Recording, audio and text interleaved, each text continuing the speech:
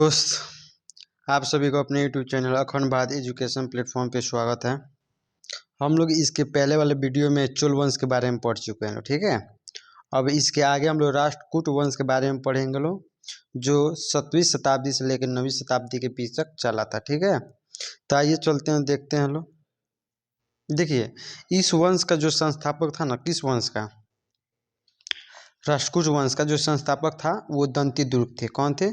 दंती दुर्ग थे। थोड़ा इसका कौन थे? दंती दुर्ग थे। इन्होंने वातापी के चालुक्य शासक कीर्तिवर्मन द्वितीय को, किसको?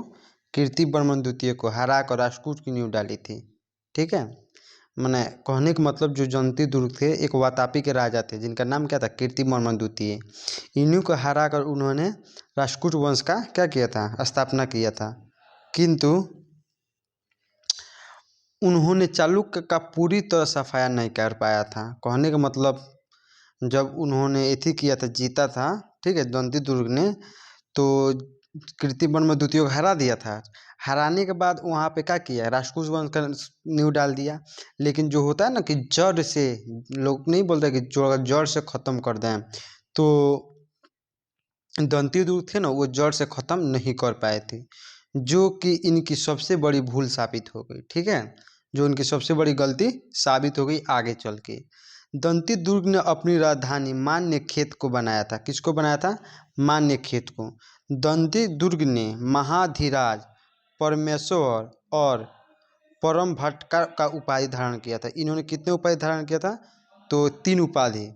पहला तो महाधिराज, दूसरा परमेश्वर और तीसरा परम भट्टारक, ठीक है। किसने धारण किया था? तो दंती दुर्ग ने।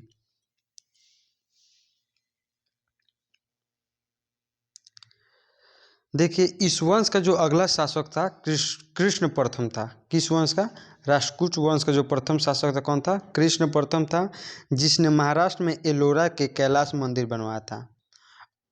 कौन? कृष्ण जो थे, इन्होंने महाराष्ट्र में एक मंदिर बनाया था, ठीक है। कहाँ कहाँ? एलोरा में। कौन सा मंदिर बनाया था? तो कैलाश मंदिर बनाया था, ठीक है। आप लोगों को ये भी पता है कि जो इंदौर है, स्वच्छ अभियान को जो पुरस्कार मिला था इंदौर, उसमें क्या मिला? नंबर 1 इंदौर को मिला हुआ है, ठीक है। रैंक वो 1 पे है इंदौर स्वच्छ के यानी सफाई के विषय में, जिसे राष्ट्रपति के द्वारा क्या दिया गया? पुरस्कार दिया गया। आइए, इस वंश का जो अगला शासक है ध्रुव बना। कहने का मतलब कृष्ण प्रथम के बाद अगला शासक कौन बना? ध्रुव बना, जिसने कनौज पर अधिकार के लिए त्रिपक्षीय संघर्ष में भाग लिया था। कौन से पक्ष में भाग लिया था? त्रिपक्षीय संघर्ष में भाग लिया था। ऐसा क्वेश्चन डायरेक्टली पूछ देगा एग्जाम में कि कौन से राजा त्रिपक्षीय संघर्ष में भाग लिए थे, तो उसमें ध्रुव आ जाएगा, तो ध्रुव हो जाएगा, ठीक है।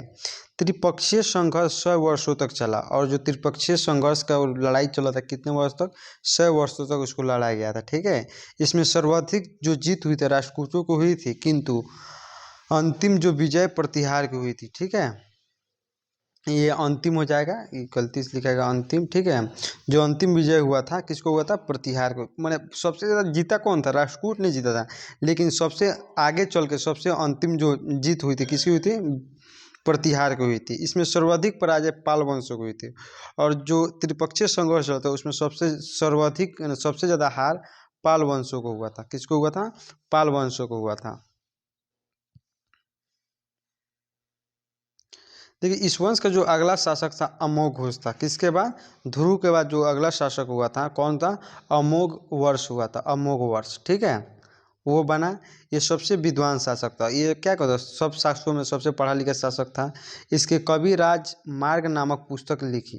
कहने का मतलब जो इसके कविराज थे एक पुस्तक लिखे थे। कौन? मार्ग नामक, जिसका नाम क्या था? मार्ग, ठीक है। मार्ग नामक पुस्तक लिखी थी। इसने जिनसेन के प्रभाव में आकर जैन धर्म अपना लिया। कहने का मतलब जो अमोघ वर्ष थे किससे प्रभावित हुए थे? जिनसेन से प्रभावित हुए, और इससे प्रभावित होकर आगे चलो क्या किया? जैन धर्म को अपना लिया। कौन? अमोघ वर्ष। इसके दरबार में कन्नड़ भाषा के त्रिविद्वान कहे जाने वाले पन रत्न रहते थे। कहने का मतलब अमोघ वर्ष के दरबार में 3 विद्वान रहते थे, ठीक है, जिसे त्रिविद्वान कहते थे, और वो त्रिविद्वान कन्नड़ भाषा के बहुत बड़े जानकार थे, ठीक है।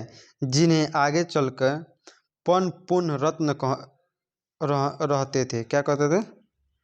पन पुत्र कहे जाने लगे वो तीनों आदमी। ठीक है, देखिए सती पुराण की रचना पुण्य द्वारा किया गया था। सती पुराण की रचना किसके द्वारा किया गया था?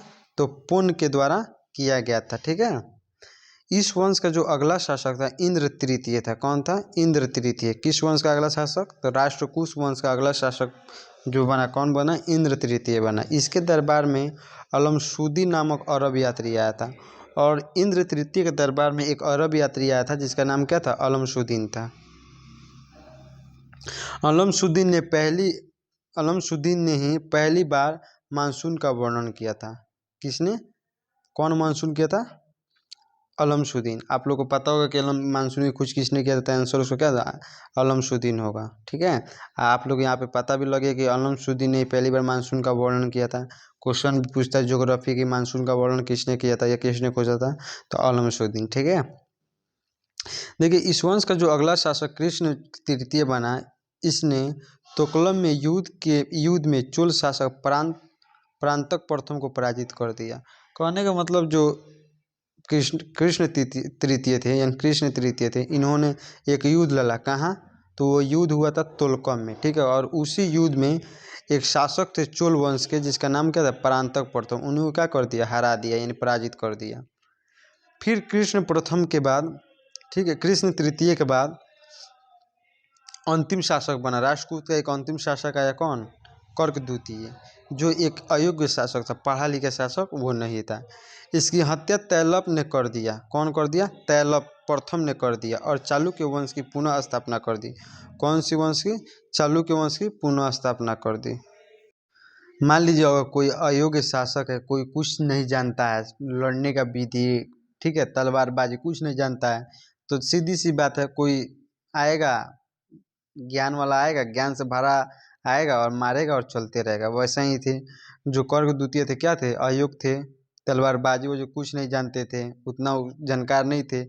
और तैलप द्वितीय क्या थे? परिपक्व थे। वो आए और क्या किए? कर्क द्वितीय को हरा दिए, और वो हराने के बाद राष्ट्रकूट की जगह पर चालुक्य वंश की क्या किया? स्थापना कर लिए। ठीक है, देखिए तैलप द्वितीय का चालुक्य वंश कल्याणी का चालुक्य कहलाया, जो कि आप लोग को हम पहले पढ़ा चुके हैं। ठीक है, जब तैलप द्वितीय ने क्या किया? उनको मार दिया, तो अपने जगह पर जो चालुक्य वंश का स्थापना किया था, वो जब स्थापना करने के बाद वो कल्याणी का चालुक्य कहलाया था। कौन से चालुक्य का? कल्याणी का चालुक्य कहलाया था। ठीक है, अब हम लोग पाल वंश के बारे में पढ़ेंगे लोग। किसके वंश के? तो पाल वंश के बारे में पढ़ेंगे लोग। देखिए पाल वंश का जो शासक थे, कौन थे? पाल वंश के शासक बौद्ध धर्म के बर्जियान शाखा के अनुयायी थे। ठीक है, कौन थे? एक, तो कहने का मतलब पाल वंश के जो शासक थे कौन थे? एक बौद्ध धर्म था, जो आप लोग को पीछे हम पढ़ा सकते हैं। तो बौद्ध धर्म में बहुत से शाखा में क्या, दो शाखा में बटा हुआ था। तो उसी शाखा के एक बर्जियान शाखा था। ठीक है, उसी बर्जियान शाखा के एक शिष्य यानी अनुनायी थे, जिन्होंने पाल वंश का क्या किया था? स्थापना किया था। ठीक है, पाल वंश बिहार बंगाल के क्षेत्र में था। ये पाल वंश कौन से क्षेत्र में था? तो बिहार और बंगाल के क्षेत्र में। ठीक है, पाल वंश का जो राजधानी था कहाँ था? मुंगेर था। पाल वंश का राजधानी कहाँ था? मुंगेर था। पाल वंश के जो संस्थापक थे ना, कौन थे? गोपाल थे। कौन थे? गोपाल थे, जो क्या के, जो बर्जियान शाखा के एक अनुयायी थे। तो वही वो आदमी कौन थे? तो गोपाल थे, जिन्होंने पाल वंश का क्या किया था? स्थापना किया था। इन्होंने बिहार शरीफ में ओदनपुरी विश्वविद्यालय की स्थापना की थी। इन नालंदा जो विश्वविद्यालय है नालंदा में, ठीक है, नालंदा में कौन सा विश्वविद्यालय है? तो बिहार शरीफ ओदनपुरी एक विश्वविद्यालय है। उन्हीं विश्वविद्यालय की स्थापना गोपाल ने किया था। पाल वंश का अगला शासक धर्मपाल बना। पाल वंश का अगला शासक कौन बना? धर्मपाल बना। और इन्होंने कनौज पर अधिकार के लिए त्रिपक्षीय संघर्ष में भाग ले लिया। कौन से? कनौज पर अधिकार करने के लिए त्रिपक्षीय संघर्ष में क्या कर लिया? भाग ले लिया। किंतु इनकी पराजय हुई, और इसी कारण पाल साम्राज्य का विकास रुक गया। जब ये हार गए, कौन? जब धर्मपाल गए त्रिपक्षीय संघर्ष में भाग लिए, लड़ाई किए, तो तो उस लड़ाई में जब वो हार गए तो हारने के बाद जो पाल वंश का क्या था विकास हो रहा था, वो विकास क्या हुआ, रुक गया था।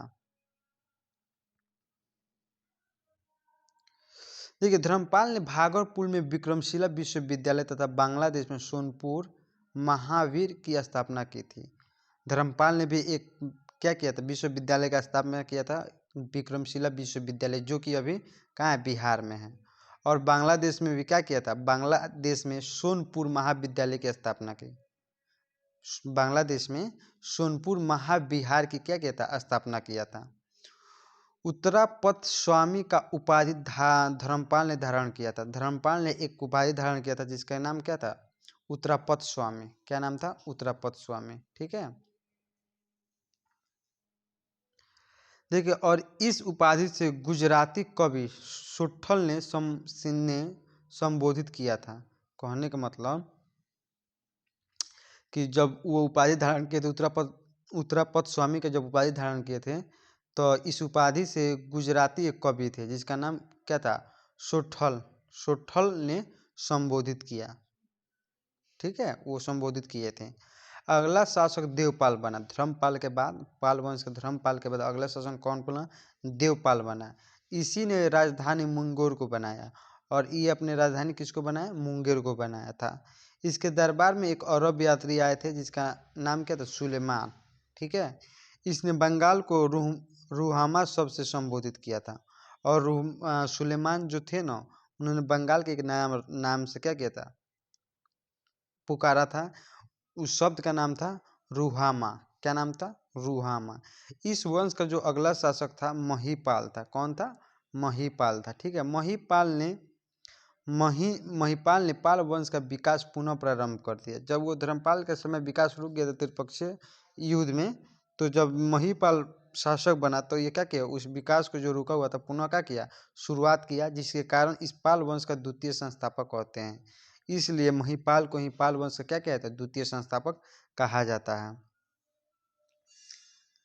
देखिए इसने अति दीपंकर नामक बौद्ध भिक्षु के नेतृत्व में एक दूत मंडल तिब्बत में ब्रजान शाखा के प्रचार के लिए भेजा। कहने का मतलब एक बौद्ध भिक्षु थे जिसके नेतृत्व में ब्रजान शाखा के प्रचार के लिए क्या गया था, भेजा गया था। इसी के काल में चोल शासक राजेंद्र ने बंगाल पर आक्रमण कर दिया, और जब महिपाल शासन कर रहे थे, एक चोल वंश के राजा थे जिसका नाम क्या था, राजेंद्र। इन्होंने कहा कि बंगाल पर आक्रमण कर दिया, ठीक है, जिसके कारण पाल वंश का क्या बिखर गया, और इनके आक्रमण करने के बाद पाल वंश इधर उधर क्या किया, कई से टुकड़ों में टूट गया था। इनके जो अंतिम शासक थे मदन पाल थे, जिनकी मृत्यु के बाद पाल वंश का अंत हो गया। और पाल वंश का अंतिम शासक कौन थे, मदन पाल थे। यानी महिपाल के बाद अंतिम शासक कौन बने, मदन पाल बने। और मदन पाल का मृत्यु हो जाने के बाद जो पाल वंश का हो गया, पाल वंश का अंत हो गया था। देखिए पाल वंश के जो स्थान पर बंगाल के क्षेत्र में सैन वंश का उदय हुआ। पाल वंश के स्थान पर बंगाल के क्षेत्र में जो पाल वंश था वो कौन से क्षेत्र में थे, तो बंगाल के क्षेत्र में। ठीक है, बंगाल के क्षेत्र में था पहले। तो इस बंगाल के क्षेत्र में एक नया वंश आया, कौन सा वंश, सेन वंश। कौन सा वंश, सेन वंश का उदय हुआ। ठीक है, तो सेन वंश ये रहा। तो सेन वंश के बारे में हम लोग कल डिस्कस करेंगे। ठीक है, तो हम इस वीडियो को यहीं पर रोकते हैं और मिलते हैं फिर हम लोग कल अगले वीडियो में। तो थैंक यू वेरी मच। आप लोग कोशिश कीजिए कि मेरे वीडियो को शेयर भी कीजिए, लाइक और सब्सक्राइब करते रहिए, ताकि मेरा भी मनोबल क्या हो, ना टूटे, और आप लोग को डेली बाय डेली क्या करें, वीडियो प्रोवाइड करते रहें। चलिए थैंक यू, मिलते हैं हम लोग फिर कल।